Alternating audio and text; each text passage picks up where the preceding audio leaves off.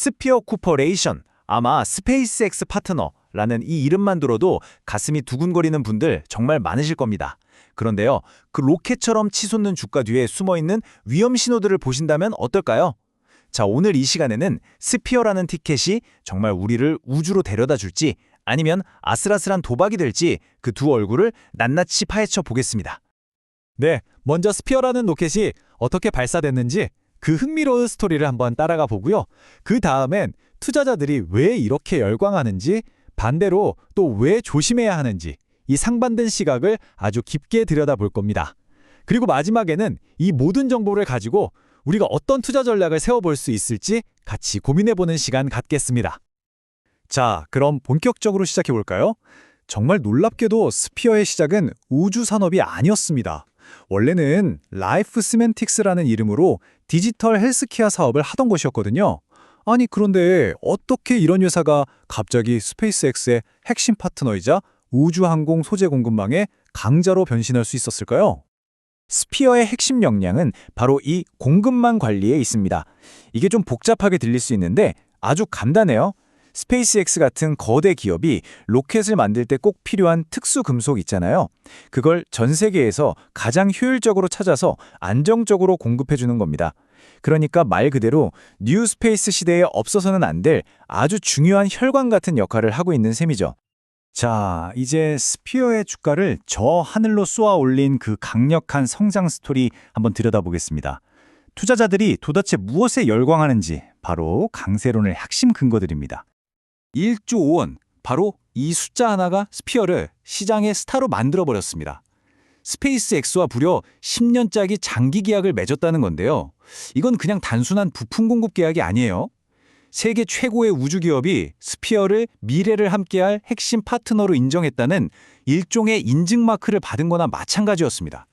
그런데 스피어의 진짜 큰 그림은 바로 여기에 있습니다. 이들은 그냥 중간에서 재료를 유통하는 데 만족하지 않았어요. 아예 원재료인 니켈을 만드는 인도네시아 재련소에 직접 투자를 해버린 거죠. 이게 무슨 의미냐면 원재료부터 최종 공급까지 모든 과정을 그냥 수직으로 꽉 장악해서 다른 경쟁자들이 감히 넘볼 수 없는 경제적 해자, 그러니까 아무나 못 들어오게 성벽을 쌓아버리겠다는 아주 영리한 전략입니다. 투자자들은 이제 시작이다 라고 말합니다. 당장 2026년부터 스페이스X의 스타쉽이 본격적으로 양산에 들어가죠.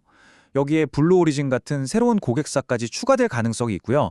또 인도네시아 재련소에서 실제로 이익이 나기 시작하면 회사의 체질 자체가 완전히 바뀔 거라는 기대감이 주가를 계속 밀어 올리고 있는 겁니다. 자, 그런데 말이죠. 이렇게 화려한 장미 뒤에는 늘 날카로운 가시가 숨어 있는 법입니다. 지금부터는 이 흥미진진한 이야기에서 한 발짝만 딱 물러나서요.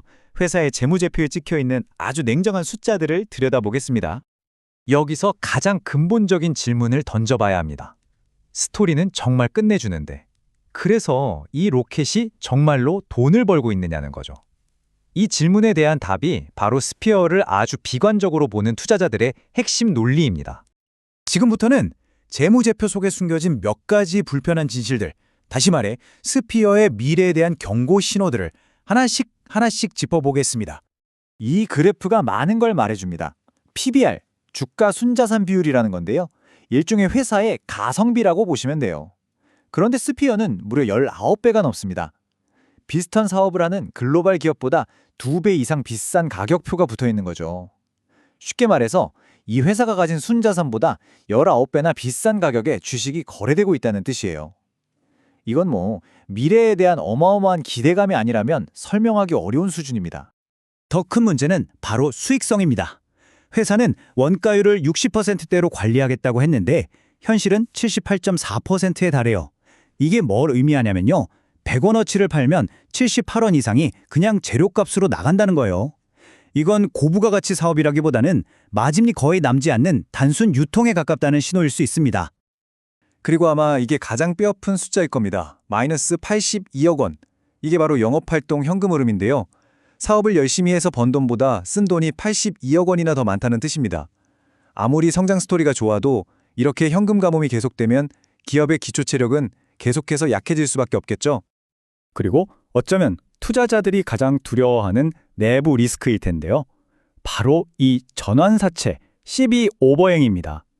쉽게 말하면 2026년 3월부터 주당 2, 3천 원이라는 아주 싼 가격에 스피어 주식으로 바꿀 수 있는 대기 물량이 있다는 거예요.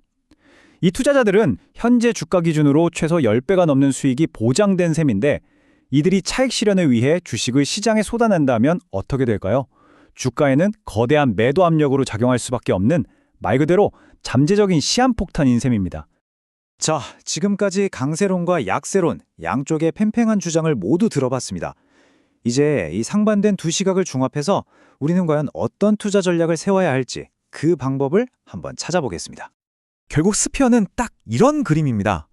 스페이스X와의 독점적인 관계, 그리고 수직 계열화라는 강력한 장점이 있지만 그 이면에는 극심한 고평가, 낮은 수익성, 그리고 CB 오버행이라는 치명적인 단점이 공존하는 거죠. 정말 동전의 양면 같아요. 상황이 이렇다 보니 이걸 보세요. 전문가들의 시선도 극명하게 엇갈립니다. 회사의 현재 가치, 그러니까 펀더멘털에 집중하면 18,000원이 보이고요. 미래 성장 가능성, 즉 모멘텀에 집중하면 4만 원까지도 보이는 거죠. 이 엄청난 가력 차이 자체가 지금 스피어에 투자하는 게 얼마나 큰 불확실성을 안고 있는지를 보여주는 증거입니다. 그렇다면 우리는 어떻게 해야 할까요? 이 분석이 제시하는 핵심 전략은 바로 확인하고 투자하자는 겁니다. 먼저 2020년 3월에 가장 큰 리스크인 CB 물량이 시장에 풀릴 때 어떤 영향을 미치는지 지켜봐야 합니다. 그 폭풍이 지나간 후에 주가가 25,000원 선 아래에서 안정을 찾는지, 그리고 가장 중요하게는 회사의 현금 흐름과 수익성이 실제로 좋아지는 숫자가 확인될 때 바로 그때가 꿈이 현실이 되는 걸 보고 투자할 수 있는 신중한 진입 시점이 될 수 있다는 거죠. 우주를 향한 원대한 꿈, 그 자체는 정말 가슴 뛰는 이야기입니다. 하지만 이 슬라이드의 문장처럼 그 꿈에 나의 소중한 돈을 투자할 때는 뜨거운 가슴이 아니라 차가운 머리가 필요합니다. 스피어는 과연 이 모든 재무적 위험을 극복하고 진짜 우주로 날아오르는 로켓이 될 수 있을까요? 오늘 저희의 분석이 여러분의 현명한 판단에 조금이나마 도움이 되셨기를 바랍니다.